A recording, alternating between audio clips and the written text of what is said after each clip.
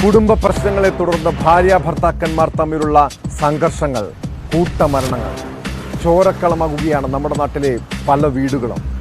ഏറ്റവും ഒടുവിൽ തൃശൂർ ഇരിങ്ങാലക്കുടയിൽ ഭാര്യ ഭർത്താവ് വെട്ടിപ്പരിക്കേൽപ്പിച്ച ശേഷം ആത്മഹത്യക്ക് ശ്രമിച്ചു. ഇരിങ്ങാലക്കുട ചെമ്മണ്ട സ്വദേശി സാബുവും ഭാര്യ ദീപ്തിയും ഗുരുതരാവസ്ഥയിൽ ആശുപത്രിയിലാണ്. കഴിഞ്ഞ ദിവസം കൊല്ലം പരവൂരിൽ ഭാര്യയ്ക്കും മകൾക്കും വിഷം നൽകി കഴുത്തറുത്ത് കൊന്ന കേസും ഞെട്ടലോടെയാണ് നമ്മൾ കേട്ടത്. സാമ്പത്തിക ബാധ്യതയെ തുടർന്ന് ഭാര്യയുടെ സമ്മതത്തോടെ കൊലപാതകം നടത്തിയെന്നാണ് പ്രതിയുടെ കുറ്റസമ്മതമൊഴി.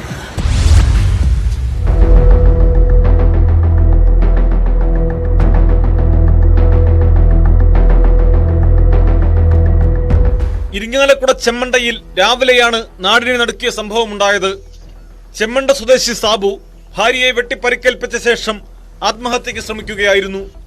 ഗുരുതരമായി പരിക്കേറ്റ ഭാര്യ ദീപ്തിയെയും സാബുവിനെയും തൃശൂരിലെ സ്വകാര്യ ആശുപത്രിയിൽ പ്രവേശിപ്പിച്ചു. ഞരമ്പ് മുറിച്ച് ആത്മഹത്യക്ക് ശ്രമിച്ച സാബുവിന്റെ നിലയും ഗുരുതരമാണ്. കുടുംബവഴക്കിനെ തുടർന്നാണ് സാബു ഭാര്യയെ ആക്രമിച്ചതെന്നാണ് വിവരം.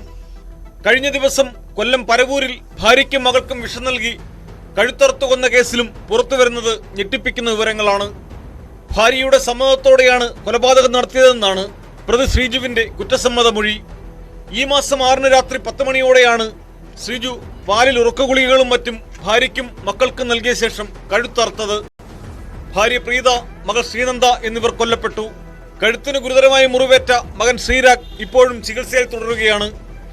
സാമ്പത്തിക പ്രശ്നങ്ങൾ കാരണമാണ് കൂട്ടാത്മഹത്യക്കുള്ള ഒരുക്കങ്ങൾ ശ്രീജുവും കുടുംബവും നടത്തിയത്.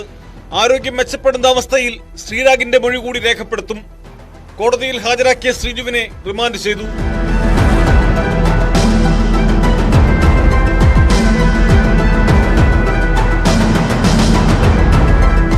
ന്യൂസ് 18 തൃശൂർ കൊട്ടാരക്കര.